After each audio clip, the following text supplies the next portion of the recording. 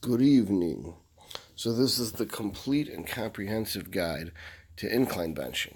Now, of course, a lot of these skills will be transferable to flat benching, but I feel incline benching is better than flat benching, so this is the most important benching video I'll ever do. Notice, one, I wrap my thumbs. That's so I can squeeze the bar tight. Squeezing the bar tight allows me to keep my hand over my elbow. Notice my hand is over my elbow. If I was to tuck my elbows, I would have to move my hands in closer. So it would be a different exercise. Should probably pause at some point. Right now, if you notice some of these reps, I'm testing upper lip, lower lip, chin, and past the chin. 4 different locations to bring the bar down. Different people will feel it in different places. That video angle was to show you that my hands stay over my elbow and my wrist stays straight. This one is to demonstrate the bar path. So I'm going to go upper lip. Notice my elbows are slightly behind my shoulders. And I'll change the view so you can see it separately. This is mostly the context. Also, my heels are on my butt. Now that one, it was past my chin. And my elbows had a tuck.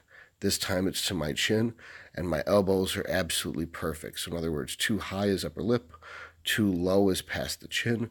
To the chin or the lower lip keeps my elbows directly straight across from my clavicle, and thus I'm building the chest shelf. The point of the incline bench is to raise your chest. It's not total chest development. That it's to make the chest high and stick out from your clavicle, not be a droopy man tit like flat bench alone. A lot of guys miss that shelf. There's a clavicle, and then there's this schmutz, and then there's a pack somewhere in there. And that's because even their incline bench, see, that's upper lip. It looks like my elbows are behind my shoulders a little bit. Then that's lower lip and chin. Looks like my elbows are dropping lower. And now it's past my chin, and I have to tuck my elbows. My elbows are no longer in line with my shoulders. The bar is no longer in line with my clavicle, so I am no longer going to target the upper chest. And I come back up and went for the lip, and the elbows were then in line with the shoulders. So there's a chiropractor named Jordan or something like that who hates the way I do incline benches and talks shit on the internet about it because, I don't know, I guess because he's handing out trophies at bodybuilding shows, not competing as a bodybuilder. So I don't know where he gets his information from. But Ben Pekulski, John Meadows, I've talked to John Meadows specifically about this, and everyone pretty much agrees who knows what they're doing, that guillotine presses, bringing the elbows down directly to your sides so that there's a straight line from elbow to elbow, and that the hands are over the elbows. See how low that goes? I'm tucking my elbows. They're no longer in line with the shoulders. Now they're back in line with my shoulders.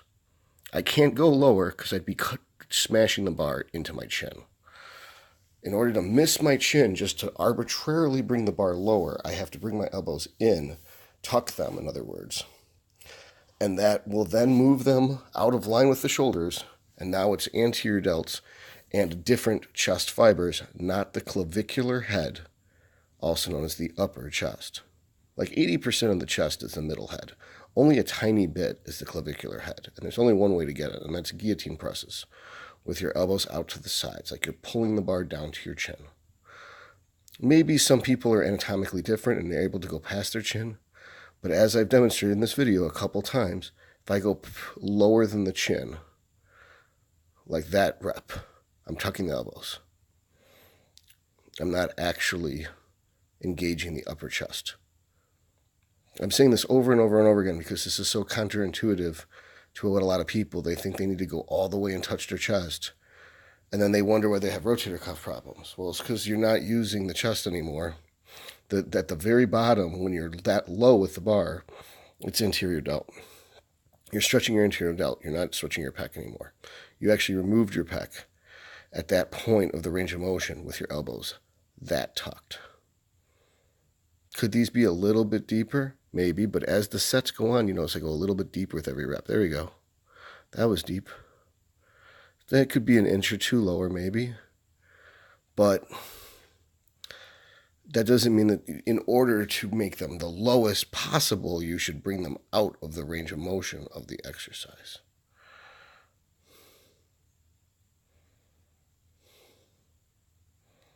You will feel your chest if you bring it below your chin. Like if you had a beard, touch your beard. If you don't have a beard, it goes right past your chin and can go all the way to your chest. You will feel it in your chest.